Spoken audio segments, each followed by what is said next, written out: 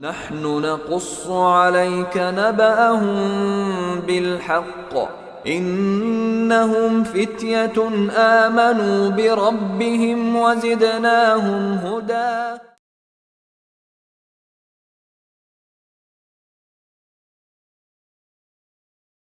إن الحمد لله نحمده ونستعينه ونستغفره ونعوذ بالله من شرور أنفسنا ومن سيئات أعمالنا من يهده الله فلا مضل له ومن يضلل فلا هادي له وأشهد أن لا إله إلا الله وحده لا شريك له وأشهد أن محمدًا عبده ورسوله صلى الله تعالى عليه وآله وسلم. أعوذ بالله من الشيطان الرجيم. بسم الله الرحمن الرحيم. يا أيها الذين آمنوا اتقوا الله حق تقاته ولا تموتن إلا وأنتم مسلمون. يا أيها الناس اتقوا ربكم الذي خلقكم من نفس واحدة وخلق منها زوجها وبث منهما رجالا كثيرا ونساء واتقوا الله الذي تساءلون به والأرحام إن الله كان عليكم رقيبا. يا أيها الذين آمنوا اتقوا الله وقولوا قولا سديدا يصلح لكم أعمالكم ويغفر لكم ذنوبكم ومن يطع الله ورسوله فقد فاز فوزا عظيما. أما بعد فإن أصدق الحديث كتاب الله وخير الهدي هدي محمد صلى الله تعالى عليه وآله وسلم وشر الأمور محدثاتها وكل محدثة بدعة وكل بدعة ضلالة وكل ضلالة في النار. أعوذ بالله من الشيطان الرجيم. بسم الله الرحمن الرحيم. إنهم فتية آمنوا بربهم وزدناهم هدى. وقال النبي صلى الله تعالى عليه وآله وسلم فيما صح عنه وهو حديث معروف ومشهور: سبعة يظلهم الله تعالى في ظله يوم لا ظل إلا ظله. وذكر منهم شاب نشأ في عبادة الله. قابل احترام صدر جلسہ، معزز اور موقر متعدد جمعیات کے شعبوں کے ذمہ داران، علماء کرام، بزرگوں، نوجوان دوستوں اور میری ماں اور بہنوں، صوبائی جمعیت اہل حدیث ممبئی عظمیٰ، اس کے زیر اشراف اور زیر اہتمام بتعاون مسجد بائک اللہ اہل حدیث آج کی یہ کانفرنس جو تحفظ شریعت کے عنوان سے چل رہی ہے، اور اس کانفرنس کا یہ پہلا سیشن اور پہلا حصہ ہے جس میں ہم اور آپ شریک ہیں. اللہ تبارک و تعالیٰ سے دعا ہے کہ اللہ تعالیٰ اس مبارک کانفرنس کو ہماری اور آپ کی رہنمائی کے لیے نہایت ہی کارگر اور مؤثر بنائے. آمین. جیسا کہ آپ نے ناظم جلسہ کے ذریعہ میرا موضوع سنا،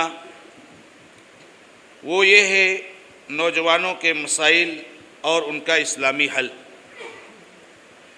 اور ناظم جلسہ کے ذریعہ ہی آپ نے سنا کہ نہایت ہی حساس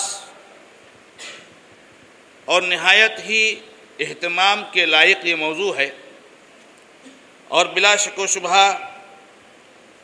مجھ جیسے طالب علم کے بس کی بات نہیں ہے کہ اس موضوع کا حق ادا کرے، لیکن جمعیت اور جماعت کے نظام اور ترتیب کے مطابق اپنے علمی مطالعہ سے جو باتیں میں نے لکھی ہیں اور نوٹ کی ہیں، اس کو آپ کے سامنے رکھنے کی کوشش کروں گا۔ نوجوانوں کے تعلق سے ہم اور آپ جانتے ہیں کہ نوجوان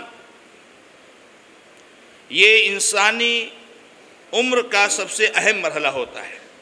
جو نوجوانی کا مرحلہ ہوتا ہے یہ انسانی عمر کا سب سے اہم مرحلہ ہوتا ہے اور سب سے قیمتی مرحلہ ہوتا ہے، کچھ کرنے کا، کچھ بنانے کا، اور حتیٰ کہ آخرت کے لیے بھی تیاری کرنے کا۔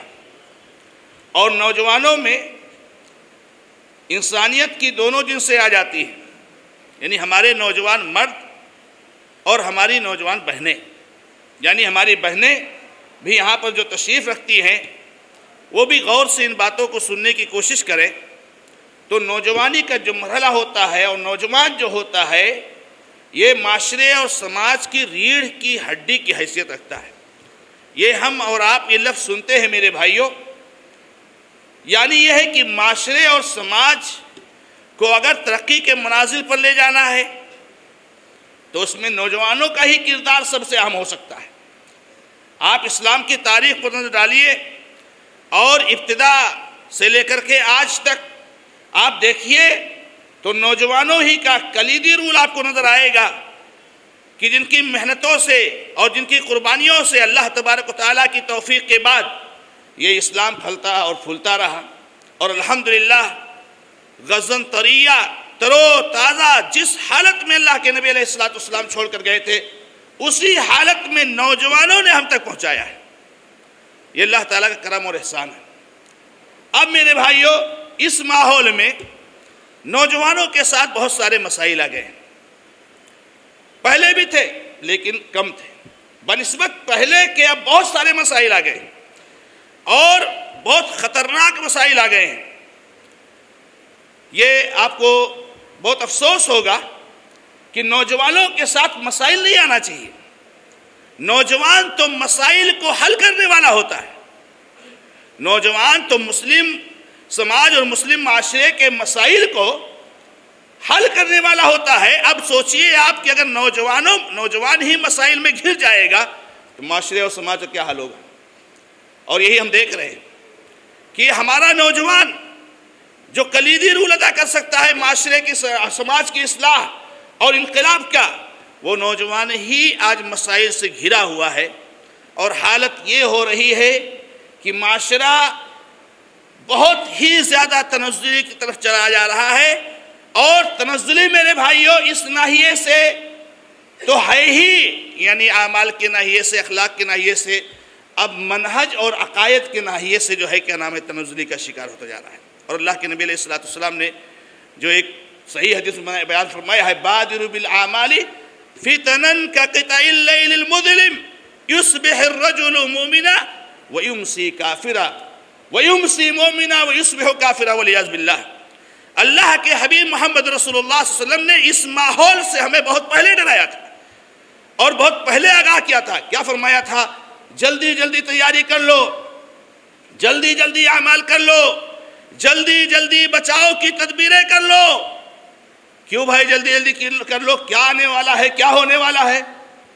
بادروا بالاعمال فتنا، فتنے آئیں گے، فتنے آئیں گے۔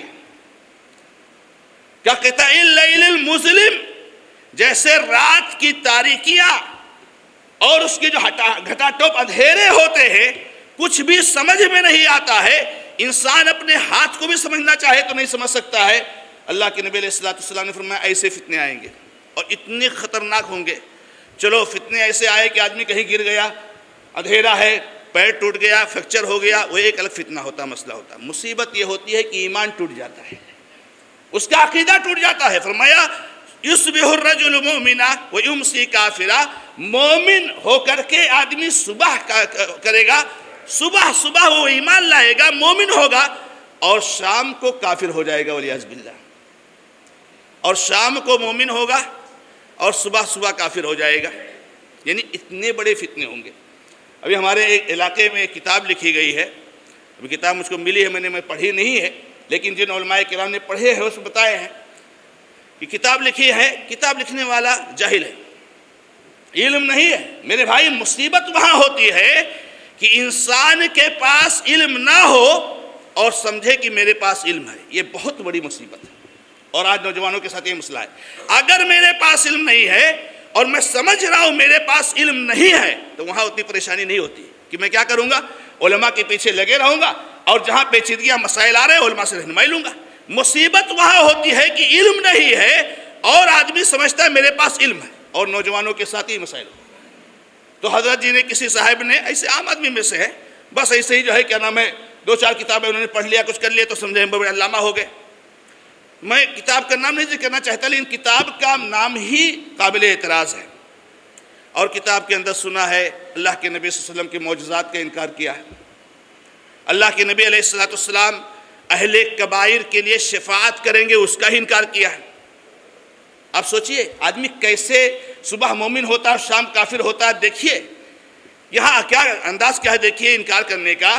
لکھا ہے کہ یہ جو اہل الکبائر کی شفاعت والی روایتیں آتی ہیں، یہ سب روایتیں جو ہے قابل اعتبار نہیں ہے، یا کیسے ہو سکتا ہے؟ یہ کیسے ہو سکتا ہے؟ اس لیے کہ نبی صلی اللہ علیہ وسلم نے فاطمہ رضی اللہ تعالیٰ عنہ سے کہا تھا، یا فاطمہ سلینی من مالی ما شئتی وانی لا اغنی عنک من اللہ شیئا۔ اے فاطمہ جو میرا مال تم کو چاہیے اس دنیا میں مانگ لو، قیامت کے دن تمہارے کچھ کام نہیں آؤں گا۔ تو جب نبی صلی اللہ علیہ وسلم فاطمہ کے کام نہیں آ سکتے قیامت میں، تو اہل کبائر کے کام کیسے آئیں گے؟ والیاذ باللہ۔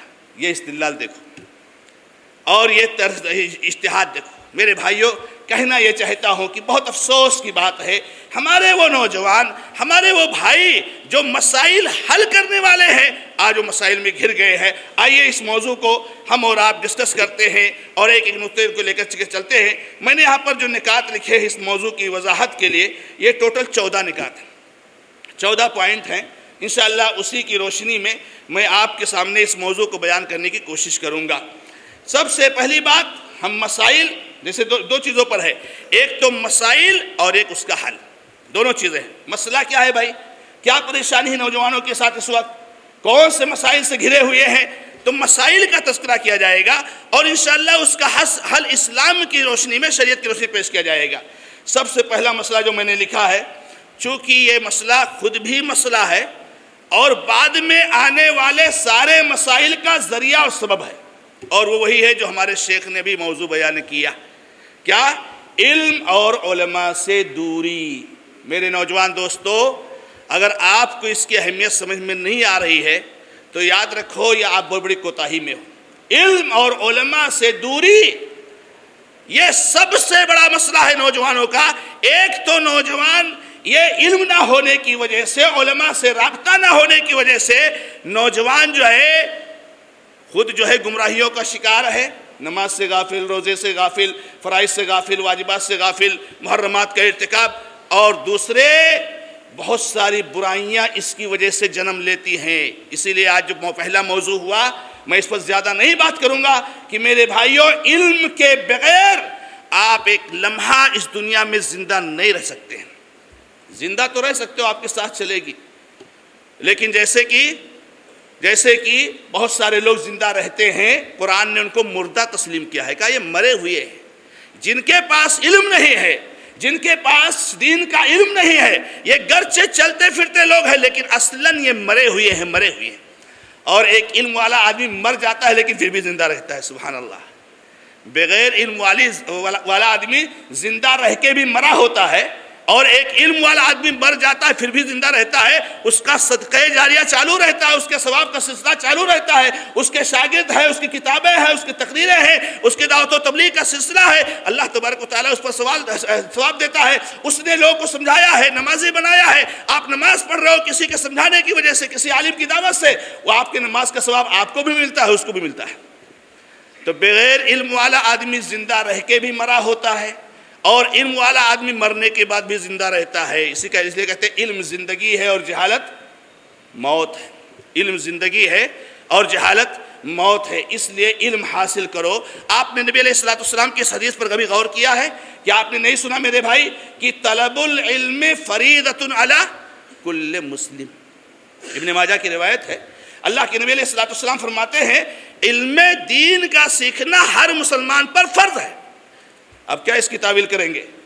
فرض نہیں، مستحب ہے، کیا تعویل کریں گے؟ دین کا سیکھنا، علم دین کا سیکھنا ہر مسلمان پر فرض ہے میرے بھائی، ہر مسلمان پر، علی کل مسلم۔ اب علم دین کا مطلب یہ ہے کہ آپ کے لیے جو بنیادی علوم ہیں، عقائد ہیں، مناہج ہیں، نماز کا طریقہ، روزہ کا طریقہ، جو ہے کہ حج کا طریقہ، عبادات کا طریقہ، محرمات کے بارے میں تفصیلات، یہ ساری چیزیں آپ کو معلوم ہو تاکہ آپ میرے بھائی کبھی گمراہی کا شکار نہ ہو، گمراہی کا شکار نہ ہو۔ آدمی گمراہی کا شکار کہاں ہوتا ہے اللہ کے بندو؟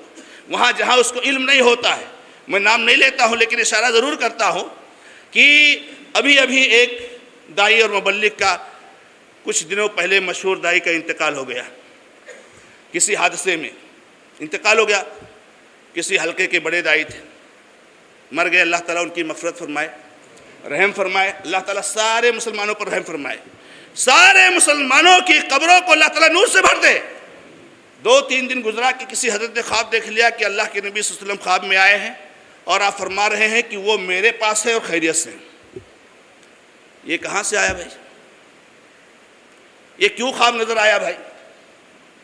میں کہہ رہا ہوں یہ خوابوں کی شریعت، یہ کب سے یہ شریعت شروع ہوئی؟ یہ خوابوں کا سلسلہ ابوبکر صدیق رضی اللہ تعالیٰ عنہ، عمر فاروق رضی اللہ تعالیٰ عنہ، عثمان غنی رضی اللہ تعالیٰ عنہ، علی ابن ابی طالب رضی اللہ تعالیٰ عنہ کہ ہم نہیں دیکھتے کتنی بار نبی صلی اللہ علیہ وسلم صدیق کے خواب میں آئے مرنے کے بعد، کتنی بار عمر فاروق رضی اللہ کے خواب میں آئے نبی صلی اللہ علیہ وسلم مرنے کے بعد، کتنی بار عثمان غنی رضی اللہ خواب میں آئے، کتنی بار علی ابن طالب، کتنی بار ابو ہریرہ، کتنی بار فلاں فلاں فلاں فلاں، کتنی بار صحابہ کرام کے خواب میں آئے میرے بھائی۔ یہ صحابہ وہ تھے ہمیشہ نبی صلی اللہ علیہ وسلم آپ کے دماغ میں، آپ کے ذہن میں، آپ کے جو ہے کیا نام ہے عمل میں، اللہ کے نبی صلی اللہ علیہ وسلم کی سنت کیا ہے۔ اس کے بعد انسان مرتا ہے تو نبی صلی اللہ علیہ وسلم کے پاس جاتا ہے کوئی؟ انسان مرتا ہے، اچھا سبحان اللہ ماشاءاللہ کیا آدمی تھا، مرے، نبی صلی اللہ علیہ وسلم کے پاس گئے اور خیریت سے بھی ہے، یہ رپورٹ پوری آ گئی۔ یہ میرے بھائیوں کیوں؟ علم کی کمی ہے۔ ہمارے نوجوان، ہمارے دوستوں سے گزارش ہے علم حاصل کرو۔ اس طرح کی گمراہیاں علم کی کمی کی وجہ سے آتی ہیں۔ ہم جب کوئی مرتا ہے تو کیا کہتے ہیں؟ انا للہ و انا الیہ راجعون، ہم اللہ کے لیے اور کس کی طرف لوٹ کے جانے والے ہیں؟ اللہ کی طرف لوٹ کے جانے والے ہیں کہ نبی صلی اللہ علیہ وسلم کی طرف لوٹ کے جانے والے ہیں؟ مرنے کے بعد میں نبی صلی اللہ علیہ وسلم کے پاس جاتا ہے، اور نعوذ باللہ آدمی کس طرح کی باتیں کر رہا ہے۔ تو میرے بھائیوں علم کی جو اہمیت ہے نوجوانوں، اس کو سمجھو۔ اور اب آپ جب علم کی بات آتی ہے تو ہمارے نوجوان بھائی یہ سوچتے ہوں گے کہ ارے اب تو میرے علم کے حاصل کرنے کا وقت گیا، اب میں کیا کر سکتا ہوں؟ مدرسے میں داخلہ لینا چاہیے اور اس کے بعد وہاں جو ان کا نظام درس نظامی ہے اس کو پڑھنا چاہیے، سلیبس، یہ ساری چیزیں۔ میرے بھائیوں علم حاصل کرنے کا وہی ایک ذریعہ نہیں ہے، وہ بھی ایک ذریعہ ہے، وہ بھی ایک ترتیب ہے آج کے اس ماحول میں۔ لیکن آپ کے امام صاحب ہیں ماشاءاللہ، کم سے کم کچھ نہیں تو 1-2 درس مسجد میں ہوتا ہوگا۔ ارے انہی درسوں سے تو محدثین بنے ہیں اللہ کے بندو، انہی درسوں سے تو مفسرین بنے اللہ کے بندو۔ ہمارے اسلاف کیا یہی تو دس کا انداز تھا، یہی تو طریقہ تھا۔ آج امام صاحب جب نماز پڑھاتے ہیں اور دس کھو دینے کے لیے جب کتاب کھولتے ہیں، ایک ایک کر کے سب ہمارے بھائی چلے جاتے ہیں۔ علم سے یہ اعراض کیوں؟ یہ اعراض ہے میرے بھائی، 2 منٹ 4 منٹ امام صاحب دس دیں گے، آپ اٹھ کے جا رہے ہو۔ میرے بھائیوں اس لیے علم کی طرف توجہ دو۔ نوجوانوں کا سب سے بڑا مسئلہ جو ہے میرے بھائی، یہ علم سے اعراض اور علم سے دوری اور علماء سے رابطہ نہیں رکھنا۔ بعض مواقع پر ابھی جو فتنے چل رہے ہیں ایسے واٹس ایپ پر دیکھنے کو ملتا ہے کہ کبھی کوئی بات آتی ہے تو ہمارے علماء اس پر بیان کیوں نہیں دیتے، ہمارے علماء جو ہے ایسا کیوں نہیں کہتے، اور ہمارے فلاں اور فلاں کی طرف سے آ گیا، ان کی طرف سے آ گیا، اس پر جو ہے کوئی تاثرات، اس پر کوئی اپیل اور اس پر کوئی وہ کیوں نہیں آتا۔ میرے بھائیوں آپ زیادہ معاملات کو، حالات کو سمجھتے ہو کہ اہل علم سمجھتے ہیں؟ اللہ تعالیٰ نے قرآن کریم میں بیان فرمایا ہے کہ جب ان کے پاس کوئی معاملہ آ جاتا ہے فلولا اذ جاءهم امر من الامن والخوف اذاعوا به ولو ردوه الى الرسول والى اولي الامر منهم لعلمه الذين يستنبطونه منه۔ اللہ تعالیٰ نے فرمایا کہ جب ان کے پاس کوئی خطرے کی بات آتی ہے، کوئی خوشی کی بات آتی ہے، کوئی غمی کی بات آتی ہے، تو یہ لوگ اس کو پھیلا کیوں دیتے ہیں؟ اس کو لے کر اڑ کیوں جاتے ہیں؟ اس کو علماء کے پاس لے کر کے جاؤ، علماء کے پاس۔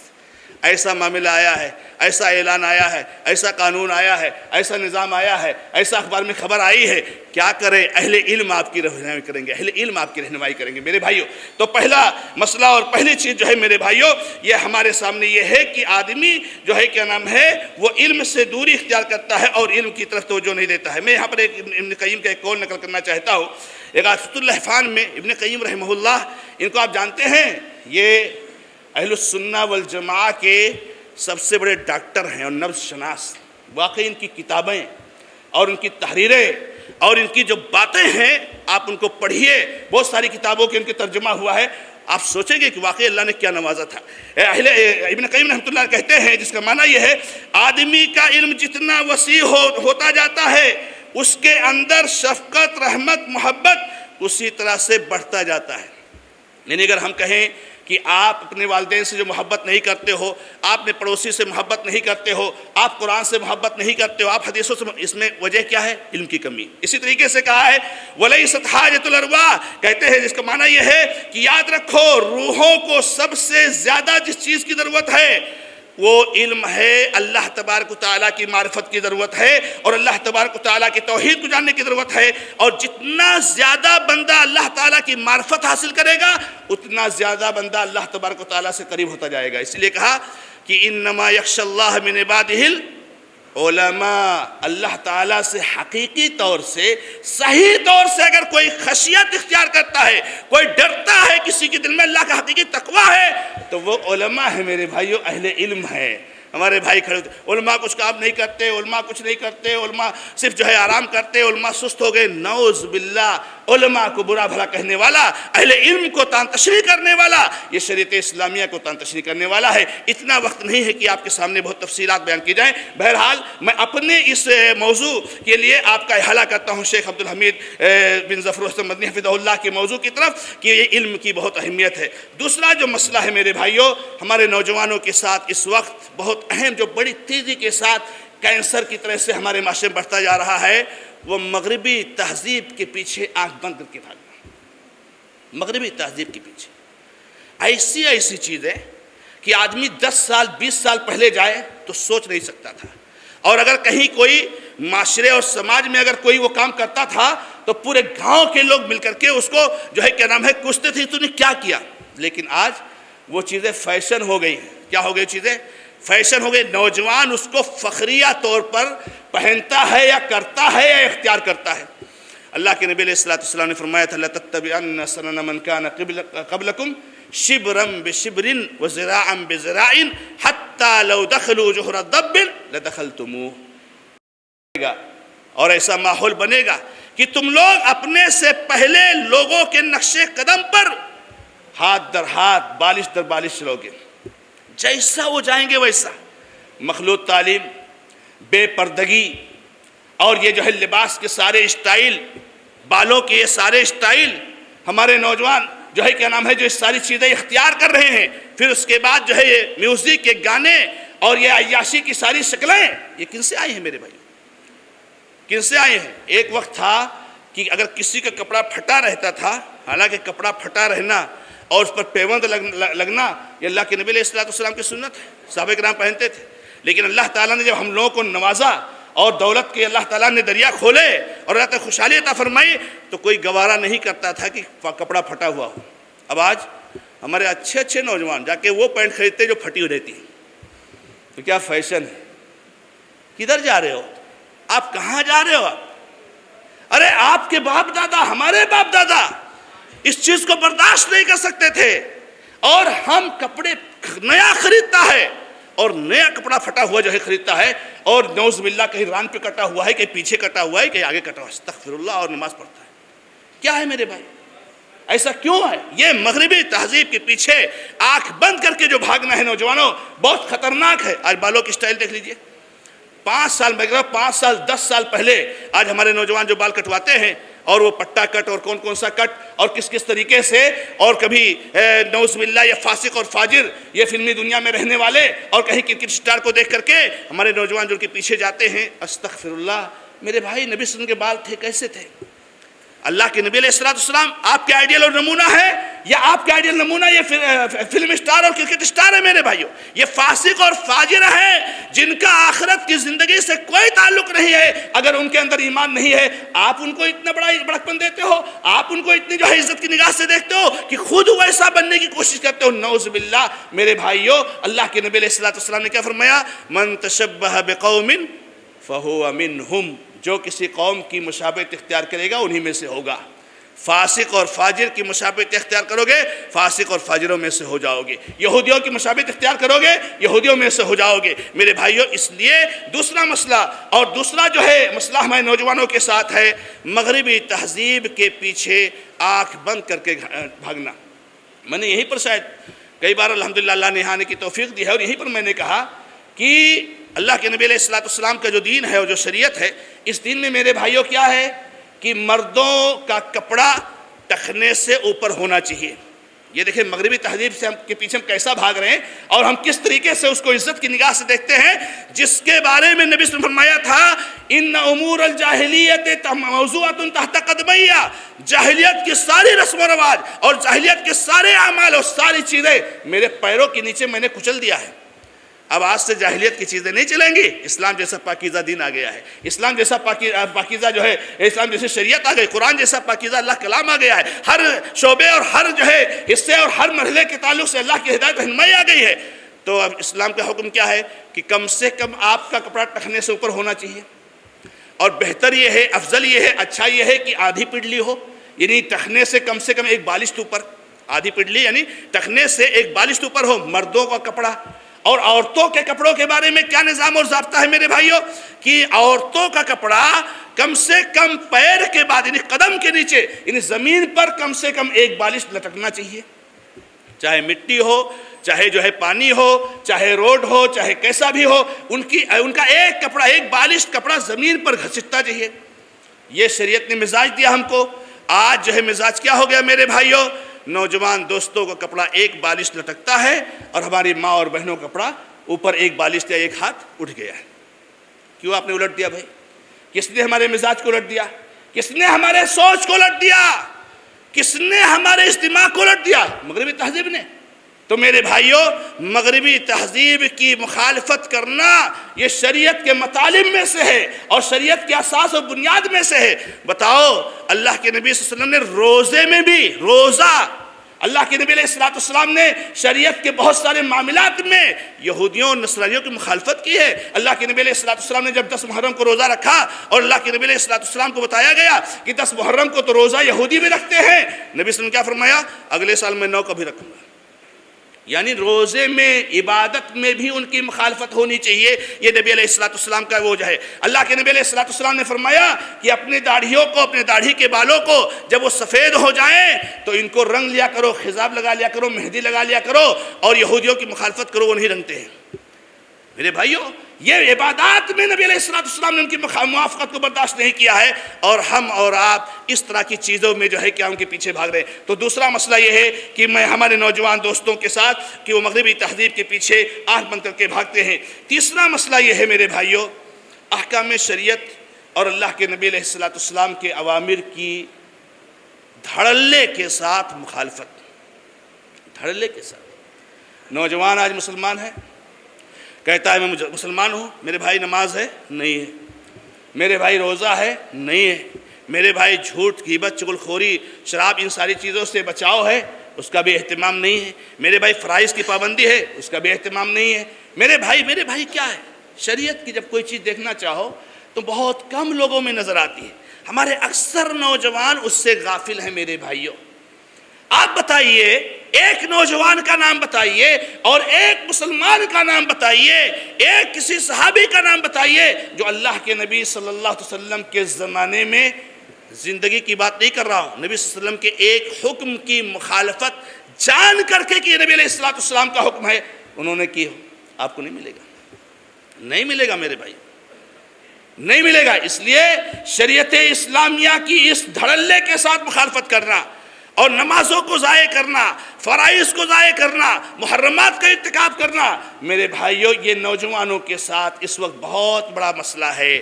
اور اللہ تبارک و تعالیٰ نے فرمایا ہے وَمَنْ أَعْرَضَ عَنْ ذِكْرِي فَإِنَّ لَهُ مَعِيشَةً ضَنْكًا، جو میرے ذکر سے اعراض کرے گا اس کے لیے بہت ہی تنگ اور مشکل زندگی ہوگی۔ ہمارے بہت سارے بھائی آتے ہیں، مولانا یہ حالات ایسے ہیں، عالمی پیمانے پر دیکھو تو، ملکی پیمانے پر دیکھو تو حالات اتنے خطرناک ہیں، ہم کیا کریں؟ میں ایک بات کہتا ہوں میرے بھائی، تم جاؤ اور کل سے فجر کی نماز کی پابندی کرو، اور پھر 2 مہینے کے بعد میرے پاس آؤ اور بتاؤ کہ میں پابندی کرتا ہوں۔ نا نماز کیا؟ نماز میں کیا ہے؟ نماز میں کیا ہے؟ او چلو جہاد کے لیے، استغفر اللہ، سبحان اللہ۔ ہر میں نے نوجوان دوستوں سے کہا جہاد کی بات کرتے ہو؟ ارے اسی سرزمین میں اور اسی ملک میں ہم لوگوں نے جہاد کے لیے ممبروں سے اعلان کیا ہے۔ جب ملک کی آزادی کی بات آئی تھی، علماء اہل حدیث نے ہر مسجد سے اور مسجد کے ممبر سے جہاد کا اعلان کیا تھا، اور علماء کرام کی لاکھوں کی تعداد میں شہید کیے گئے اور مارے گئے اور قتل کیے گئے۔ آپ کیا سمجھتے ہو میرے بھائیوں؟ جب وقت آئے گا تو علماء ممبروں سے اعلان کریں گے یہ جہاد نہیں ہے، یہ دہشت گردی ہے میرے بھائیوں۔ آؤ، اللہ تعالیٰ نے فرمایا ہے یا ایھا الذین آمنوا استعینوا بالصبر والصلاۃ۔ آپ کو اللہ کی مدد چاہیے، نماز پڑھو۔ چلو 2 مہینہ تک فجر کی نماز پڑھ کے پابندی کر کے میرے پاس آؤ، اور اس کے بعد مجھ کو بولو کہ میں نے 2 مہینہ تک پابندی کی، اب آگے کیا کرنا ہے، پھر میں بتاؤں گا۔ جائیں گے اپنے شام والے بھائیوں کی مدد کریں گے بے نمازی بن کے، اپنے میانمار میں اللہ تعالیٰ سب کی حالات کو سدھارے اور سب کی حفاظت فرمائے۔ زیادہ سے زیادہ ہمیں آپ کو دعا کرنی چاہیے میرے بھائی۔ یہ جو ہے دہشت گردی کا راستہ اختیار کر کے، نماز کو چھوڑ کر کے، روزوں کو چھوڑ کر کے انسان اس طرح کی باتیں کرتا ہے۔ آپ اپنی نیند کو قربان نہیں دے سکتے ہو اور نہیں کرتے ہو قربان، اپنے نوجوان اپنے مسلمان بھائیوں کی مدد کے لیے آپ کیسی قربانی کر سکتے ہو؟ آپ کیسی مدد کر سکتے ہو ان بھائیوں کی میرے بھائیوں؟ تو میرے بھائیوں، شریعت اسلامیہ کی دھڑلے کے ساتھ خلاف ورزی اس وقت نوجوانوں کا بہت بڑا مسئلہ ہے۔ ارے یہ تو بڑی بات ہو جاتی ہے فرائض کی، اور بہت بڑی بات ہو جاتی ہے محرمات کی۔ ارے صحابہ کرام تو وہ تھے کہ اگر پتہ چل جاتا ہے کہ نبی صلی اللہ علیہ وسلم کی یہ پسند تو اس کو چھوڑتے نہیں تھے، انس رضی اللہ عنہ کا واقعہ مشہور ہے نا، بخاری کی روایت ہے، اللہ کے نبی علیہ السلام کی کسی نے دعوت لی، نبی علیہ السلام دعوت کے لے گئے، کھانے گئے۔ انس رضی اللہ عنہ کہتے ہیں میں بھی آپ کے ساتھ تشریف لے گیا، وہ بھی گئے، کھانا کھانے لگے تو کھانا پیش کیا گیا، تو آپ کے سامنے جو رکھا گیا تو نبی صلی اللہ علیہ وسلم نے پیالہ رکھا ہوا تھا، اس میں کدو تھی، لوکی۔ کہہ رہے ہیں کہ نبی علیہ السلام اس پیالے سے کدو کو ڈھونڈ کر نکالتے تھے اور خاص طور سے اس کو تلاش کر کے کھاتے تھے۔ کیا کہتے ہیں انس رضی اللہ تعالیٰ عنہ، اسی دن سے میرے لیے کدو بہت محبوب ہو گیا، بہت پسند ہو گیا، میں کدو ڈھونڈ کر کھاتا ہوں۔ بتاؤ یہ واجب ہے، یہ فریضہ ہے کدو کھانا، یہ سنت مؤکدہ ہے، کیا کہیں گے اس کو آپ؟ اللہ کے نبی علیہ السلام کو پسند تھا۔ نبی علیہ السلام، ابھی میں پرسوں نرسوں مشکات پڑھا رہا تھا تو اللہ کے نبی علیہ السلام کے دسترخوان پر ابو ایوب انصاری کی روایت ہے، ابو ایوب انصاری رضی اللہ عنہ کی روایت ہے، غالباً ترمذی میں ہے، مشکات میں نے پڑھایا ابھی پرسوں نرسوں۔ کہہ رہے ہیں کہ نبی صلی اللہ علیہ وسلم کے پاس کوئی کھانا لایا گیا، اس میں لہسن تھے، لہسن جو جانتے ہیں ہم لوگ، پیاز اور لہسن جو کھانے میں ڈالا جاتا ہے، تو نبی علیہ السلام نے لہسن کو سائیڈ میں کر دیا، لہسن آپ نہیں کھا رہے تھے۔ میں نے کہا نبی صلی اللہ علیہ وسلم یہ حرام ہے؟ کہا نبی صلی اللہ علیہ وسلم یہ حرام ہے۔ نبی صلی اللہ علیہ وسلم لہسن ہٹا کر کے ایوب رضی اللہ عنہ کے سامنے کرتے تھے، تو کہا میں نے نبی صلی اللہ علیہ وسلم یہ حرام ہے؟ کہا نہیں حرام نہیں، لیکن مجھے یہ پسند نہیں ہے، مجھے یہ اچھا نہیں لگتا ہے، اس لیے کہ جبریل میرے پاس آتے ہیں اور میں جبریل سے سرگوشی کرتا ہوں، نہیں چاہتا ہوں میرے بدبو کی وجہ سے، میرے روح کی ریح کی وجہ سے، بو کی وجہ سے کوئی تکلیف پہنچے۔ تو وہ یہ مساری کہتے ہیں نبی صلی اللہ علیہ وسلم جو چیز آپ کو نہیں پسند مجھے پسند رہے گی، سبحان اللہ، اس کو کہتے ہیں یہ حکم ہے میرے بھائی۔ لہسن کھانا حرام ہے، جماعت کے وقت کھانے سے منع کیا گیا ہے، نماز میں جب آپ کو آنا ہو تو کھا کر کے مت آؤ۔ یہ میں بتا رہا ہوں، یہ چھوٹی معاملہ، کتنے آثار بیان کروں میرے بھائیوں، کتنا بھی وقت رہے لیکن وقت کم رہتا ہے۔ وہ صحابہ کرام کو بارے میں نہیں جانتے ہو، لنگی باندھتے تھے، تو لنگی جو باندھتے تھے پیچھے کا حصہ اوپر رکھتے تھے اور نیچے کا حصہ تھوڑا نیچے، آگے کا حصہ یعنی پیچھے کا حصہ تھوڑا اٹھا کے رکھتے تھے زمین سے، اور آگے کا اس کے مقابل میں تھوڑا نیچے رہتا تھا۔ پوچھا گیا، غالباً عبداللہ بن عباس ہے، پوچھا گیا آپ اس طرح لنگی کیوں باندھتے ہیں؟ تو کیا کہا، میں نے نبی صلی اللہ علیہ وسلم کو ایسے ہی باندھتے ہوئے دیکھا ہے۔ اس کو کہا جاتا ہے میرے بھائی، ارے احکامات اور فرائض اور واجبات کی بات تو چھوڑو میرے بھائیوں، محرمات اور منہیات اور محظورات کی بات تو چھوڑو، اللہ کے نبی صلی اللہ علیہ وسلم نے جن چیزوں کو پسند کیا ہے اس کو بھی پسند کرو، اور جن کو نبی صلی اللہ علیہ وسلم نے ناپسند کیا ہے اس کو ناپسند کرو۔ یہ نوجوانوں کے اندر اصل چیز موجود ہونی چاہیے۔ تو میرے بھائیوں، شریعت اسلامیہ کے دھڑلے کے ساتھ مخالفت کرنا یہ نوجوانوں کے ساتھ بہت اہم مسئلہ ہے۔ اور اسی طریقے سے چوتھے نمبر پر منکرین حدیث عقل پرستوں کے دامے فریب میں پھنس کر احادیث نبویہ اور شرعی حقائق کا انکار اور استخفاف، یہ بھی فتنہ بہت چل رہا ہے، خاص طور سے ممبئی، دہلی، حیدرآباد، بنگلور شہروں میں رہنے والے نوجوان ہوشیار رہو، بہت زیادہ یہ سلسلہ آج کل چل رہا ہے میرے بھائیوں۔ کیا کوئی حدیث آئی، جیسے بھی میں نے بتایا نا کہ جو ہے کیا نام ہے، اللہ کے نبی علیہ السلام کی ایک حدیث ہے کہ نبی صلی اللہ علیہ وسلم نے فرمایا، اے فاطمہ تم کو جو مانگنا ہو مال مانگ لو مگر آخرت میں کام نہیں آؤں گا۔ اور نبی صلی اللہ علیہ وسلم کی یہ بھی حدیث ہے کہ میری شفاعت انشاءاللہ میری امت کے اہل کبائر کے لیے ہوگی، اللہ کے نبی سے شفاعت کریں گے انشاءاللہ۔ اب اس کو اپنی عقل سے سمجھ رہا ہے، ایسا کیسا؟ اگر ایسا ہوتا تو نبی صلی اللہ علیہ وسلم فاطمہ رضی اللہ عنہا سے ایسا آپ نے کیسے کہا؟ عقل پر بات نہیں آ رہی ہے، حدیثوں کو عقل سے پرکھتے ہیں میرے بھائیوں۔ ہماری عقلیں اور ہماری عقل یہ حدیث کی پابند ہے، حدیث ہماری عقل کی پابند نہیں۔ ہماری عقل، ہماری سوچ، ہماری فکر، ہمارا نظریہ اور ہمارا دماغ یہ شریعت کے پابند ہے، شریعت ہماری اس کی پابند نہیں ہے۔ اسی لیے علی رضی اللہ تعالیٰ نے فرمایا تھا، لو کان الدین بالرأی لکان اسفل الخف اولا بالمسح من اعلیٰ۔ اے عقل پر پرکھنے والوں، دین کے مسائل کو اپنے عقل سے سمجھنے والوں، اسلاف کرام اور صحابہ کرام کے آثار اور نبی صلی اللہ علیہ وسلم کی حدیثوں کے بغیر سنتے ہو، اگر اس دین کی بنیاد عقل پر ہوتی تو جو موزے پر مسح کرتے ہو نیچے مسح کرنا پڑتا، اوپر نہیں۔ مسح کہاں کرتے ہیں؟ اوپر۔ کچھ لگتا ہے تو کہاں لگتا ہے؟ نیچے۔ ارے ہم موزہ پہنے ہوئے لگ رہا ہے نیچے اور مسح کر رہے اوپر۔ اب کوئی عقلانی آئے اور عقل پرست آئے کہ نہیں میں نیچے کروں گا، تو کیا کہیں گے آپ؟ تیرا مسح ہی نہیں ہوتا ہے، اور جب مسح ہی نہیں ہوا تو نماز ہی نہیں ہوتی ہے، کوئی فائدہ نہیں۔ یہ میرے بھائیوں فتنہ بہت چل رہا ہے، اور کہیں جو ہے جماعتوں کے ساتھ، جمعیتوں کے ساتھ اسلام کا نام لگا کر کے، اور ایسے بہت سارے لوگ ہیں اور بہت ساری جمعیت اور جماعت ہیں جو اس طرح کی چیزیں پیدا کر رہی ہیں۔ نوجوانوں ان سے ہوشیار رہو۔ اگر دین کے مسائل کی تشریح کرنے کا کسی کو حق ہے تو میرے بھائیوں یاد رکھو، اور یاد رکھو یہ علماء اہل السنہ والجماعہ کو حق ہے، جو قرآن و حدیث کے مطابق سلف صالح کے فہم کے مطابق قرآن حدیث کی تشریح کرتے ہیں، ورنہ اس کے علاوہ کسی کو قرآن و حدیث کی تشریح کرنے کا حق نہیں ہے۔ تو یہ ایک بہت بڑا مسئلہ ہے۔ پانچواں مسئلہ ہے میرے بھائیوں، تحریکیوں اور خوارج کے گمراہ عقیدہ سے متاثر ہو کر اسلام کے بدنامی کا سبب بننا، بڑا مسئلہ آج کل چل رہا ہے۔ جیسے کہ شیخ نے بتایا، انصار زبیر صاحب نے جو ناظم ہے اس پروگرام کے، کہا کہ جب یہ داعش کا مسئلہ کھڑا ہوا، داعش کے مسئلے میں آج کوئی نوجوان اندھیرے میں ہے؟ داعش ہو، القاعدہ ہو اور جو مختلف تنظیمیں ہیں، کوئی نوجوان آج اندھیرے میں ہے میرے بھائی؟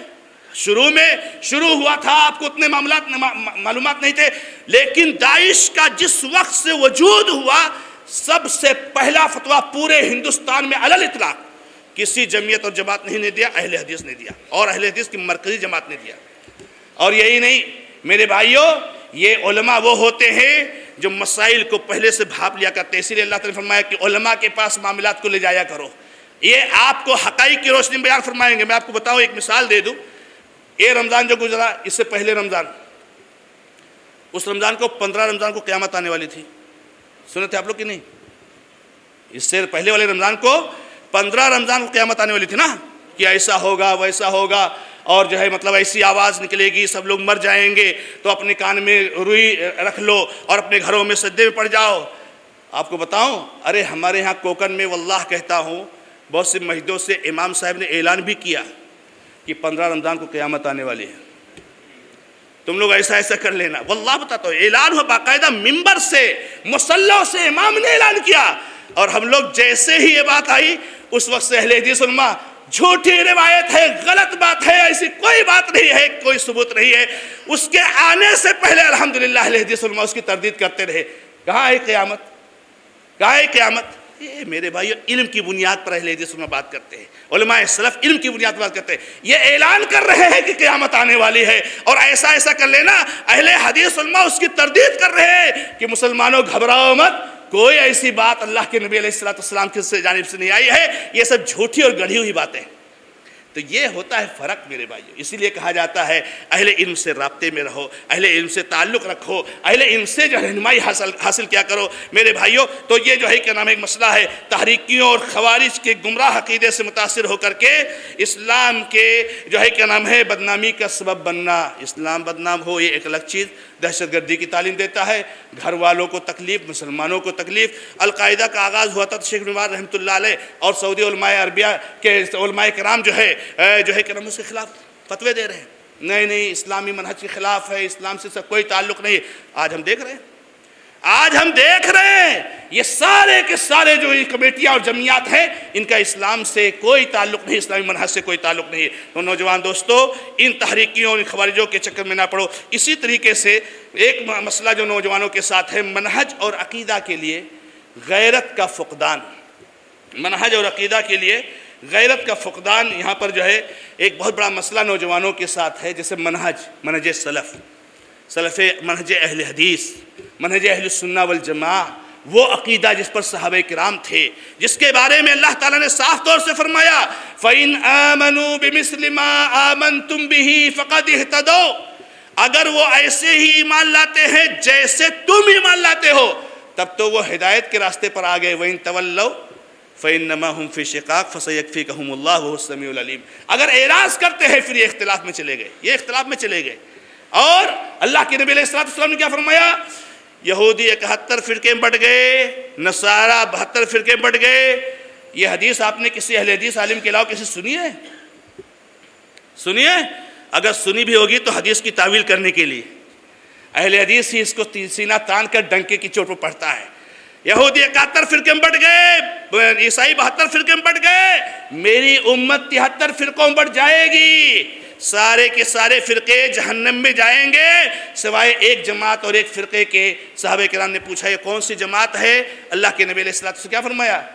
ہی ما انا علیہ واصحابی۔ اوہ اتنا واضح معیار، ہی ما انا علیہ واصحابی۔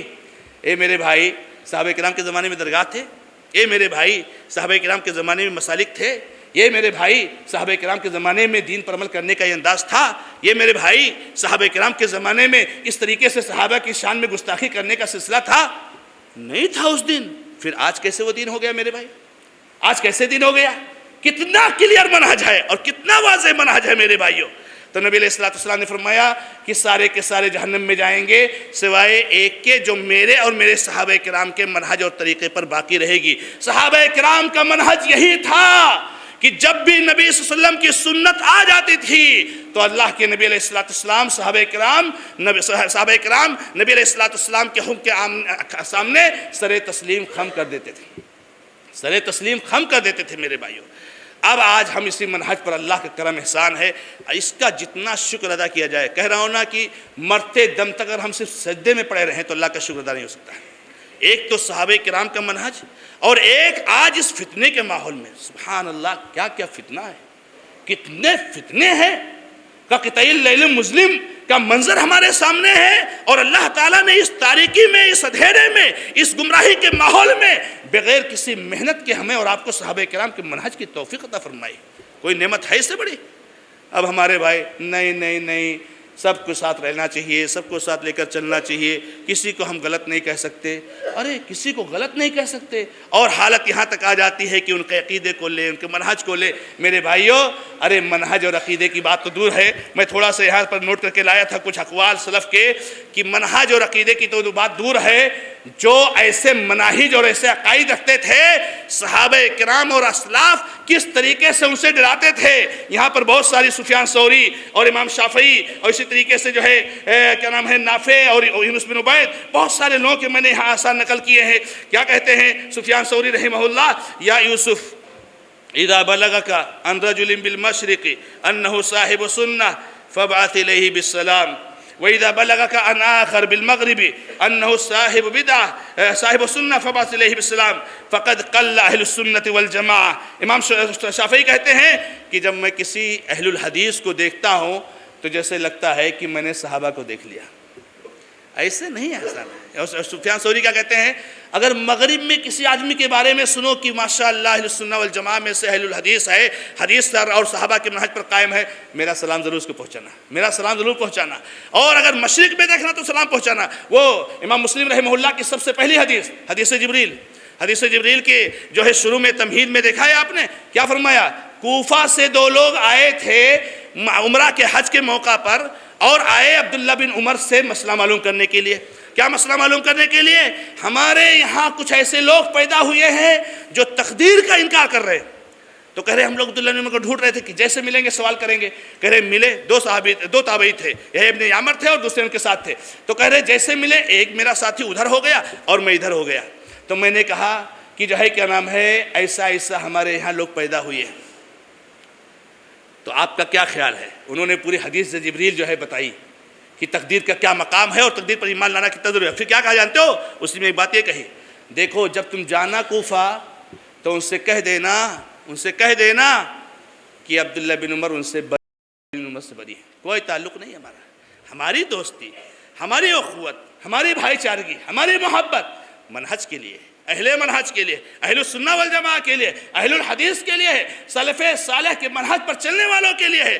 میرے بھائیو، انسانیت تو ہر ایک کے ساتھ کرنا ہے، کلمہ گو مسلمان بھائی ہیں تو ان کے ساتھ اسے سلوک سب کے ساتھ کرنا ہے، لیکن منہج سے سمجھوتا یہ کسی بھی قیمت پر نہیں ہونا چاہیے۔ اسی طریقے سے میرے بھائیو، 7واں جو ہے مسئلہ ہمارے نوجوان دوستوں کا ہے، وہ سوشل میڈیا اور دیگر ذرائع میں پھنس کر وقت کو ضائع کرنا۔ جیسے کہ بات آئی ہے کہ سوشل میڈیا، اللہ کے بندوں، میں کہتا ہوں جتنا وقت آپ واٹس ایپ پہ لگاتے ہو اس کا عشر اگر علماء کے ساتھ بیٹھ جاؤ تو شاید کہ آپ کے پاس بہت علم آ جائے۔ کچھ نہیں واللہ، سوشل میڈیا میں اگر آپ کے پاس بہت علم ہے تو ہو سکتا ہے کچھ آپ کو سپورٹ کبھی مل جائے، کوئی چیز آپ کو مل جائے جو آپ نے دیکھا، لیکن آپ کے پاس علم نہیں ہے۔ ارے ایسا حال ہے اس وقت سوشل میڈیا کا کہ باقاعدہ حدیث نقل کی جاتی ہے، بخاری حدیث نمبر اتنا، اور بخاری کیا سنن میں بھی اور کتب ستہ میں بھی نہیں، اور کبھی کبھی تو ایسا ہوتا ہے حدیث ہی نہیں، موضوع بھی نہیں، آدمی کوئی بات لکھتا ہے بخاری حدیث نمبر بھی۔ یہ حال ہے سوشل میڈیا کا میرے بھائیوں۔ اس لیے میرے بھائیوں، ایسے سوشل میڈیا اور ایسے ذرائع سے علم حاصل کرنے سے انسان کو بچنا چاہیے، اور کتنا بھی متحقق بھی ہو یہ وسائل تب بھی علماء سے مستغنی نہیں ہو سکتے۔ یہ نوجوانوں کا بہت بڑا مسئلہ ہے، اور میں آپ کو بتاؤں کہ علم سے اور علماء سے دوری کا اگر ایک سبب ہے تو ہمارے یہ نوجوانوں کو جو دور ہوئے ہیں یہ سوشل میڈیا بھی ہے۔ علماء کے ساتھ بیٹھیں گے تو بار بار واٹس ایپ کیسے دیکھیں گے؟ انسان صبح اٹھتا ہے تو سب سے پہلے کیا دیکھتا ہے؟ واٹس ایپ پہ کچھ میسج آیا ہے۔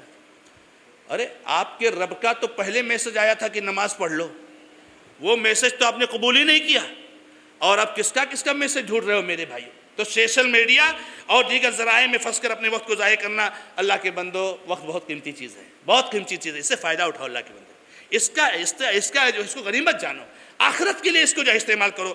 8واں نمبر پر جو 8واں مسئلہ ہے میرے بھائیو کہ دین کی دعوت کے لیے قربانی کا فقدان، دین کی دعوت کے لیے قربانی کا فقدان۔ آج دیکھا جائے اہل بدعت کو کتنی محنتیں ہو رہی،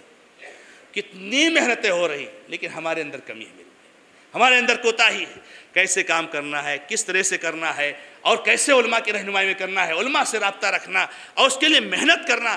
آپ بتائیے، آدمی مہینہ دعوت کے نام پر نکل جاتا ہے، بیوی بچوں سے دور ہو جاتا ہے، اور ہمیں اور آپ کو اگر 1 گھنٹہ 2 گھنٹہ 1 دن 2 دن ہمیں دینا ہو تو میرے مشکل ہو جاتا ہے۔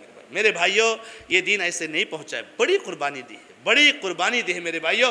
ہم لوگ سب لوگ پڑھے ہیں، محدثین نے حدیثیں کیسے جمع کی ہیں میرے بھائیوں، فقہا نے یہ فقہی جو ہے استنباطات یہ کیسے انہوں نے ہمارے سامنے پیش کیا ہے، مہینوں کا سفر۔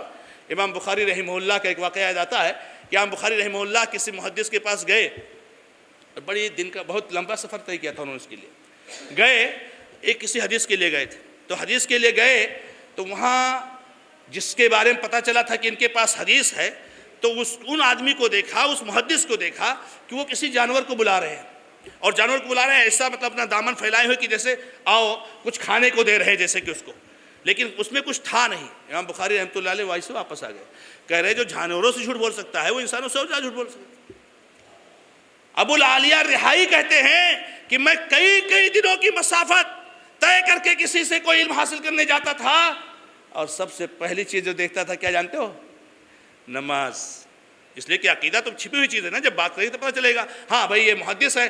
میں دور سے پہلے اس کی نماز دیکھتا تھا. آج ہمارے بھائی کہتے ہیں کسی سے بھی علم حاصل کر لو. ارے میرے بھائیوں ایسا نہیں ہے. علم کس سے حاصل کر رہے ہو آپ کو معلوم ہونا چاہیے. کہہ رہے سب سے پہلی چیز تو دیکھتا تھا نماز. اگر نماز سنت کے مطابق ہے اور محمد رسول اللہ صلی اللہ علیہ وسلم کے طریقے کے مطابق ہے, جا کے ملاقات کرتا تھا, علم سیکھتا تھا. اگر نماز میں گڑبڑی ہے تو چپکے سے واپس آ جاتا تھا. کتنے کلومیٹر اور کتنے دن کا سفر طے کر کے اور واپس آ جا رہا ہے. کتنی امانت داری کے ساتھ علم سیکھا ہے اور کتنے اس کو حفاظت کے ساتھ اور کسی طریقے سے اس میں کوئی کوتاہی اور کسی طریقے سے کمی نہ رہ جائے, کیسے انہوں نے اہتمام کیا ہے اور کیسے جو ہے ہر طرح سے جو ہے کیا نام ہے اس میں حفاظت سے کام لیا ہے. میرے بھائیوں بڑی قربانیاں دی ہیں. نام سنتے ابن تیمیہ رحمۃ اللہ علیہ کا, نام سنتے ہیں احمد بن حنبل رحمۃ اللہ علیہ کا, نام سنتے ہیں مالک رحمۃ اللہ علیہ کا. یہ کون سی شخصیتیں ہیں میرے بھائیوں؟ کوئی مجلس, کوئی مسجد, کوئی درس, کوئی خطبہ, کوئی جمعہ خالی نہیں ابن تیمیہ کا نام آنے سے. امام احمد بن حنبل رحمۃ اللہ ایسے ہوا میرے بھائیوں, دین ایسے نہیں آیا ہے. امام مالک رحمۃ اللہ علیہ ابن تیمیہ کی زندگی کے بیشتر حصے جیل میں گزرے, جیل میں گزرے. امام احمد بن حنبل رحمۃ اللہ علیہ کو جو مارا گیا اور جو تکلیفیں دی گئی, اس وقت کے زمانے کے علماء اور ان کے معاصرین کہتے ہیں اگر وہ کوڑے ہاتھی کو بھی مارے جاتے, ہاتھی چیخ کر کے بھاگ کھڑا ہوتا. امام احمد بن حنبل رحمۃ اللہ علیہ اس منہج کی حفاظت کے لیے ڈٹے رہے. مسئلہ کیا تھا؟ کوئی جو ہے کیا نام ہے بدھ کی پوجا کا مسئلہ تھا؟ کوئی مسئلہ نہیں تھا. آج ہمارے نوجوان کہتے ہیں چھوٹی بات ہے, چھوٹی بات نہیں ہے. کیا مسئلہ تھا؟ القرآن مخلوق ام لا, قرآن مخلوق ہے یا نہیں؟ بدعتی علماء کہتے تھے قرآن مخلوق ہے. احمد بن حنبل رحمۃ اللہ کہتے ہیں القرآن کلام اللہ غیر مخلوق, قرآن اللہ کا کلام ہے, کلام اللہ کی صفت ہے, قرآن مخلوق نہیں ہو سکتا ہے. اور ان کو جب مارا جاتا تھا تو ایک بات کہتے تھے, کیا؟ ایتونی شیئا من کتاب اللہ و سنت رسول حتی اقول بہ. اے لوگو چاہے مجھے مارو چاہے مجھے پیٹو مگر ایک ہی بات میری رہے گی, اللہ کی کتاب یا محمد رسول اللہ صلی اللہ علیہ وسلم کی سنت سے کوئی ایک دلیل لے آؤ تاکہ میں بھی اس کا قائل ہو جاؤں. سبحان اللہ, یہ قربانیاں دی ہیں ہمارے اسلاف نے. تو میرے بھائیوں دین کے لیے قربانی دینا, اس کے لیے وقت دینا, یہ ہماری ذمہ داری ہے. اسی طریقے سے نواں جو مسئلہ ہے وہ ہمارے سامنے یہ ہے, نوجوانوں کے اندر امر بالمعروف اور نہی عن المنکر کا جو فریضہ ہے اس کی ادائیگی میں بھی غفلت ہے, اور یہ تقریباً اسی سے ملتا جلتا ہے کہ دین کے لیے قربانی ہے. میرے بھائیوں ایک تو دین کی دعوت ایک الگ چیز ہے, اس میں حصہ لینا ایک الگ چیز ہے, لیکن امر بالمعروف نہی عن المنکر جو غلط باتیں ہم دیکھ رہے ہیں اس کو روکنے کی کوشش کرنا میرے بھائیوں نیند نہیں آنی چاہیے, نیت نہیں آنی چاہیے. اگر ہم نے ذمہ داری کو ادا نہیں کی ہے, اگر ہم اس کے لیے کوشش نہیں کرتے ہیں, آج بتاؤ ہمارے بھائی جو ہے کیا نام ہے مسلمان جو علماء یا بزرگ یا اولیاء جو اس کے لیے سجدے کرتے ہیں, طواف کرتے ہیں, نظر و نیاز کرتے ہیں, ہمارے بہت سارے بھائی بدعات میں ہیں. یہ ہمارے برادران وطن جو مختلف قسم کے جو ہے کیا نام ہے سے موجود ہیں اور اسے پڑے ہوئے ملوث, کون ان کو لائے گا توحید کی طرف؟ نبی صلی اللہ علیہ وسلم کے بارے میں ایک یہاں پر میں نے حدیث نقل کی تھی. اللہ کے نبی علیہ السلام کس طریقے سے اس کے لیے وہ تھے کہ سوق عکاظ کا واقعہ لکھا ہے, سوق مجاز کا واقعہ لکھا ہوا ہے کہ اللہ کے نبی علیہ السلام کے بارے میں بیان کرتے ہیں کہ اللہ کے نبی علیہ السلام دعوت دے رہے تھے لوگوں کو, توحید کی طرف بلا رہے تھے, اور ابو جہل اور دوسرے جو کفار تھے وہ اللہ کے نبی علیہ السلام کو گالی گلوچ, برا بھلا, تان تشنیع کر رہے تھے. وَلَا يَلْتَفِتُ إِلَيْهِمْ رَسُولُ اللَّهِ صلی اللہ علیہ وسلم, نبی صلی اللہ علیہ وسلم ان کی باتوں کی طرف کچھ توجہ ہی نہیں دیتے تھے. اپنا کام کیے جا رہے ہیں, اپنی محنت کیے جا رہے ہیں. تو یہ ایک مسئلہ ہے میرے بھائیوں کہ ہم جو ہے امر بالمعروف اور نہی عن المنکر کے فریضے کی طرف ادائیگی کی طرف توجہ کم دیتے ہیں. 10واں مسئلہ ہے سنجیدگی, حلم, بردباری, عقل مندی اور اسی طریقے سے صبر اور تحمل, اس کا فقدان ہے, اس کی کمی محسوس ہے. پڑوسی ہے, پڑوسی سے ہمیں دعوت کا کام کرنا ہے, پڑوسی سے کچھ بات ہو گئی, صبر و تحمل کی ضرورت ہے. کوئی حالات ایسے آ گئے, بردباری کی ضرورت ہے. جلد بازی, عجلت، یہ اللہ کو پسند نہیں میرے بھائیو۔ اللہ کے نبی علیہ السلام کے پاس اشج عبد القیس کا جب وفد آیا اور نبی علیہ السلام سے کچھ علم حاصل کرنے کے لیے، معلومات حاصل کرنے کے لیے، تو آپ جانتے ہو کئی لوگوں پر مشتمل یہ وفد تھا، اور اس کے بعد آئے، سب لوگوں نے اپنی سواریاں وغیرہ رکھی اور سب لوگ جو ہے کیا نام ہے جا کر کے نبی صلی اللہ علیہ وسلم پہنچ گئے، لیکن اشج عبد القیس تھے، انہوں نے آرام سے سواری کو باندھا اور غسل کیا، نہایا، آرام سے کپڑے پہنے، کپڑے بدلے، پھر اطمینان سے گئے نبی صلی اللہ علیہ وسلم ملے۔ کیا فرمایا نبی صلی اللہ علیہ وسلم نے؟ ان فیک لخصلتین یحبہم اللہ، اے اشج تمہارے اندر دو عادت بہت اچھی لگی مجھے، اللہ اس کو بہت پسند کرتا ہے، الحلم والانات، بردباری اور سمجھداری اور سنجیدگی، یہ صفت ہے میرے بھائی۔ جلد بازی کسی چیز میں میرے بہن آپ کو معلوم نہیں ہے۔ اب کیا واقعہ بتاؤ، صلح حدیبیہ کا واقعہ آپ کے سامنے ہے، آپ کے سامنے ہے، ہدم کعبہ کا مسئلہ آپ کے سامنے ہے، تو وقت نہیں ہے کہ میں آپ کے سامنے بیان کروں تفصیل کے ساتھ۔ نبی صلی اللہ علیہ وسلم نے خانہ کعبہ کو صرف اس لیے نہیں گرایا جبکہ وہ ابراہیم علیہ السلام کی بنیادوں پر نہیں ہے، اور آپ نے کہا کہ میرا دل کہتا ہے اس کو ابراہیم علیہ السلام کی بنیاد پر بنا دوں، لیکن لوگ ابھی نئے نئے مسلمان ہوئے ہیں، ایسا نہ کچھ سوچے خانہ کعبہ کو گرا رہے۔ اللہ کے نبی علیہ السلام صلح حدیبیہ میں کیسے کیسے صلح کیے ہمارے سامنے ہے۔ تو میرے بھائیوں، حلم، بردباری اور سمجھداری یہ بہت بڑی ضرورت ہے۔ نوجوانوں کا ایک مسئلہ جو کہ نمبر 11 ہے، وہ بری صحبت بہت خطرناک مسئلہ ہے۔ ماشاءاللہ نوجوان اچھا ہے، نیک ہے، سمجھدار ہے، لیکن انہوں نے جو دوستی بنائی ہے نا، اس کے بارے میں دھیان نہیں دیے۔ وہ سمجھتا ہے میں نیک ہوں تو بھلے میرا دوست برا ہے۔ ایک تو پہلی بات یہ ہے کہ جو نیک ہوگا وہ برے کو دوست بنائے گا ہی نہیں، اس لیے کہ اگر دل میں نیکی ہے تو اس کا مزاج میل ہی نہیں کھائے گا۔ دوسری بات میرے بھائی، اس کے ساتھ اگر آپ رہو گے، آہستہ آہستہ آہستہ آہستہ آپ کو برائی کی طرف لے کے جائے گا اور نیکی آپ کی ختم ہو جائے گی۔ کتنے نمازیوں کو بے نمازی بنا دیا برے دوستوں نے، کتنے توحید پرستوں کو مشرک بنا دیا برے دوستوں نے، برے ماحول نے۔ آپ دیکھو آپ کا دوست کون ہے، آپ کو دیکھو آپ کا رفیق کون ہے، آپ کس کے ساتھ اٹھتے بیٹھتے ہو، یہ بہت اہم چیز ہے۔ اسی طریقے سے 12واں جو مسئلہ ہے نوجوانوں کا میرے بھائیوں، شادی میں تاخیر، اور شادی میں تاخیر کی وجہ سے جو قبیح جرم اور زنا کا جو معاشرے میں پھیلنا ہے میرے بھائیوں، خطرناک ہے۔ نبی علیہ السلام نے اس کو برداشت نہیں کیا ہے۔ انسان کو شادی کرنے میں جلدی کرنی چاہیے، جب وہ بالغ ہو جائے، وہ صاحب حیثیت ہو جائے، مستطیع ہو جائے، تو پھر جو ہے مختلف حیلوں سے اور مختلف بہانوں سے شادی کو مؤخر کرنا، یہ میرے بھائیوں معاشرے کے لیے بہت خطرناک چیز ہے، اور یہ کہا جا سکتا ہے، اور یہ بھی بلا شک و شبہ کہ آج جو شادی میں تاخیر ہوتی ہے وہ ایک بہت بڑا سبب ہے جو معاشرے میں زنا کی شرح جو میرے بھائیوں بڑھتی جا رہی ہے۔ اور پھر شادی کی تاخیر کے اسباب، شادی کی مہنگائی، شادی میں رسم و رواج، شادی کی دیگر چیزیں۔ نوجوان میرے بھائی، آپ کی شادی ہے، اپنی امی کو سمجھا سکتے ہو، آپ اپنے ابا کو سمجھا سکتے ہو۔ اللہ کے نبی علیہ السلام تقریر کر رہے ہیں، ایک خاتون کھڑی ہوئی، نبی صلی اللہ علیہ وسلم میں اپنے آپ کو آپ کے لیے ہبہ کرتی ہوں۔ اللہ کے نبی علیہ السلام نے سر نیچے کر لیا، کچھ جواب نہیں دیا۔ تو ایک نوجوان بیٹھے ہوئے تھے، کہا کہ نبی صلی اللہ علیہ وسلم آپ کو ضرورت نہیں ہے تو میں نوجوان ہوں، مجھے شادی کرنی ہے، ان خاتون کی مجھ سے شادی کر دیجئے۔ نبی علیہ السلام نے تمہارے پاس ہے کچھ؟ کہا نہیں، بس یہی چادر ہے، یہ چادر دے دوں گا۔ تو کہا اچھا دے دو گے تو تمہارے پاس کیا بچے گا؟ جاؤ کچھ گھر میں ڈھونڈو، کچھ انگوٹھی کی، لوہے کی انگوٹھی یا کچھ بھی مل جائے، جاؤ لے کر کے آؤ۔ گئے، ڈھونڈ کر کے آیا، کچھ نہیں ملا۔ کہا کچھ قرآن یاد ہے؟ کہا ہاں یاد ہے۔ کہا کون کون سا؟ کہا فلاں فلاں سورت۔ کہا جاؤ، میں نے اس عورت کی شادی تم سے کر دی کہ وہ اور صورتیں ان کو سکھا دو گے۔ یہ شادی، وہی پیغام، وہی شادی، وہی سب ساری چیزیں ہو گئی۔ آج ایک سے ایک رسم۔ تو میرے بھائیوں، ان ساری چیزوں کی وجہ سے شادی میں تاخیر ہونا چاہیے۔ اور 13واں جو مسئلہ ہے میرے بھائیوں، غیر اخلاقی حرکتوں اور مخرب اخلاق اشیاء کا عادی ہونا، یہ نشاور چیزیں، اور پھر جو ہے کیا نام اس کی ساری شکلیں، پھر گانا بجانا، اور اسی طریقے سے جو ہے کیا نام ہے جو سارے معاشرے میں جو چل رہی ہیں، ٹیلی ویژن اور فحش مناظر اور ورکشاپ کے ذریعے سے موویز اور دوسری چیزیں۔ میرے نوجوان دوستو، ایک نوجوان کے لیے جس کے اوپر اس معاشرے اور سماج اور امت اسلامیہ کی ترقی اور تنزلی کا معیار ہے اور ڈیپینڈ ہے، اس پر منحصر ہے، اللہ کی توفیق کے بعد میرے بھائیو، نوجوان اسے پڑ جائے گا تو معاشرے کا کیا ہوگا؟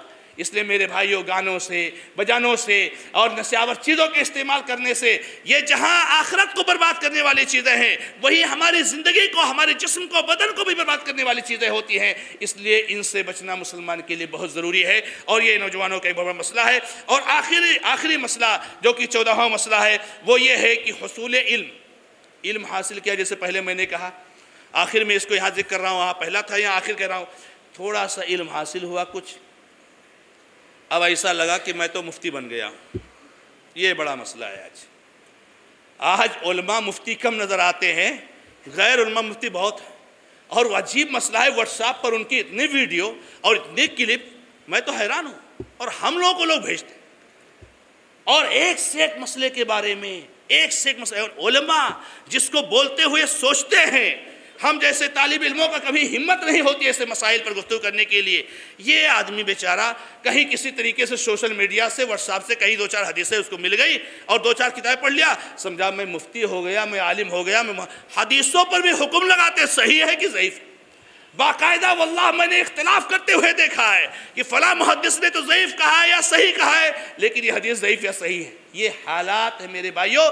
نوجوانوں بچوں اس سے میرے بھائیوں کتنا بھی علم حاصل ہو جائے, کتنا بھی علم حاصل ہو جائے, آج بھی سارے علماء اور ہم جیسے طالب علم اور مساجد کے ائمہ ہر مسئلے میں بولنے کے اہل نہیں ہیں میرے بھائیوں. یہ ہمارے ڈاکٹر فضل الرحمان صاحب ماشاءاللہ, پھر جو ہے کیا نام ہے سعودی علماء کرام جو تجربہ کا, شیخ صالح الفوزان, شیخ ربیع بن ہادی المدخلی اور دیگر مشائخ جو ہے کیا نام ہے, یہ علماء ہیں میرے بھائیوں, یہ علماء ہے. تو انسانوں سے نوجوانوں سے گزارش ہے خصوصی طور سے کہ علم حاصل کرنے کے بعد, بغیر تربیت کے بعد یا تھوڑا علم حاصل ہونے کے بعد فرد سے فتوے دینا اور فرد سے جو ہے کیا نام ہے چیزیں. میں ایک درس دینے کے لیے گیا تو ایک جو ہے کیا نام ہے بیچارہ ملا, ہمارا کوئی بدعت میں بیچارہ پڑا ہوا بھائی تھا لیکن آہستہ آہستہ آ رہا ہے. تو اس نے ملا اور مجھ سے کہا کہ مولانا یہ جو مؤذن ہے, مؤذن کے بارے میں بتایا. یہ مؤذن صاحب مجھ کو ہر دم ٹوکتے رہتے ہیں, یہ تو ہاتھ یہاں کیوں باندھتا ہے, تو ایسا کیوں کرتا ہے, تیری نماز نہیں, تیرا وہ نہیں. سبحان اللہ. یہ میرے بھائیو ایسا نہیں ہونا چاہیے میرے بھائی. آپ جو ہے جو جس حیثیت کے ہیں وہی ہونا چاہیے. مجھے امام مالک کے بارے میں آتا ہے, موطا میں نے یہ اس سال پڑھایا تو ان کے سوانح حیات میں آیا کہ امام مالک رحمۃ اللہ علیہ نے جب علم حاصل کیا تو جانتے ہو بہت سے لوگوں نے کہا فتویٰ دیجئے, آپ درس دیجئے, آپ جو ہے کیا نام ہے ہم کو علم دیجئے. امام مالک رحمۃ اللہ علیہ نے اس وقت تک فتویٰ دینا شروع نہیں کیا جب تک کہ مدینہ کے سارے علماء نے ان کی تصدیق نہیں کر دی کہ آپ فتویٰ دیجئے. کون؟ امام مالک نہیں. جب تک سارے علماء نے تصدیق نہیں کر دی اس کو جو ہے کیا نام ہے اس کو نہیں کیا. اپنی کتاب موطا لکھی, سارے علماء پر پیش کیا اور 70 سے زائد علماء کرام نے امام مالک رحمۃ اللہ علیہ کے موطا کی تصدیق کی. اسی لیے اس کا نام موطا پڑا کہ جس پر اتفاق کیا گیا ہے. تو میرے نوجوان دوستو ایک بہت اہم مسئلہ یہ ہمارے سامنے ہے اور ایک بہت خطرناک چیز یہ ہے کہ تھوڑی سی بات اگر ہم کو معلوم ہو گئی, تھوڑا سا ہم کچھ جو ہے علماء کے ساتھ رہ لیے تو ہم نے سمجھا کہ اب ہم علماء کے ساتھ رہے ہوئے. میں آپ کو بتاؤں, ایک نوجوان مجھ سے رابطے میں ہے, اس کو میں نے کئی بار ایسا محسوس کیا ہے کہ جیسے کوئی بیچارہ بہت جلدی چاہ رہا ہے کہ میں بھی لوگوں کے بیچ میں درس دوں. میں نے کئی بار اس کو منع کیا کہ آپ درس دینے کے لیے کیوں پریشان ہیں, آپ علم جبکہ ابھی ابتدائی اس میں ہے. لیکن کئی بار اس کے بعد سے اس سے اندازہ ہوا ہے کہ یہ چاہتا ہے کہ میں بھی درس دوں, میں بھی تقریر کروں اور میں بھی لوگوں کو فتویٰ دوں اور میں بھی لوگوں کو سمجھاؤں. میرے بھائیوں اس لیے یہ بھی ایک مسئلہ ہے, اس میں سمجھنے کی ضرورت ہے. اور جو ہے علم حاصل کرے, علماء کے ساتھ لگے رہیں اور علماء جو رہنمائی کرے وہ آپ کام کریں, علماء جو آپ کو جو ہے کہ نام ہے گائیڈ کریں وہ آپ کام کریں. باقاعدہ میرے سامنے ایسے بعض ہمارے نوجوانوں نے کہا ہے جب یہ بات آئی کہ آپ جو کام کریں علماء کی رہنمائی میں کریں اور علماء کی ذمہ داری میں کریں, ہمارے بعض نوجوانوں نے کہا کہ اگر علماء ہی سارا کام کریں گے تو ہم لوگ کیا کریں گے. واللہ کہتا ہوں یہ الفاظ ہیں میرے نوجوان کے. اس نے کہا بیچارے نے اگر علماء ہی سارا کام کریں گے تو ہم کیا کریں گے. تو اس کا جواب کیا دیا جا سکتا ہے, آپ وہی کرو گے جو علماء کہیں گے, آپ وہی کرو گے جو علماء کہیں گے. یہ چند باتیں تھیں میرے بھائیوں جو میں نے نوجوانوں کے مسائل اور ان کا اسلامی حل کے اس موضوع سے میں نے آپ کے سامنے رکھنے کی جرات کی. اور بلا شک و شبہ میری باتوں میں بہت ساری کمیاں اور کوتاہیاں اور بہت ساری غلطیاں ہوں گی۔ میں اللہ تبارک و تعالیٰ سے دعا کرتا ہوں کہ اللہ تعالیٰ ہم سب کو معاف فرمائے، اور اللہ تبارک و تعالیٰ ہمیں اور آپ کو سنجیدہ بن کر کے کتاب و سنت کی طرف آنے کی توفیق عطا فرمائے۔